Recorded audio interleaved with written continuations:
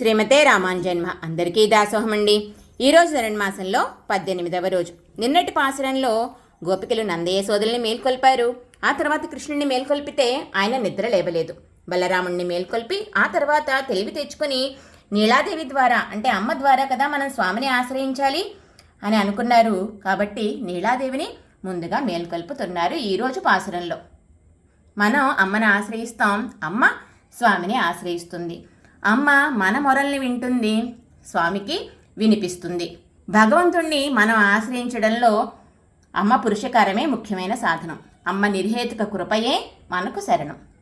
అటువంటి అమ్మని ఈరోజు పాసురంలో గోపికలు మిక్కిలి బలవంతుడైనటువంటి నందగోపుని కోడల సుగంధం వెదజల్లే కేశపాసం గలదానా ఓ నీలాదేవి మేల్కొనుమా అంటున్నారు. సుగంధం వెదజల్లే మరువు ఉన్నదండి ఈరోజు అమ్మ జడలో.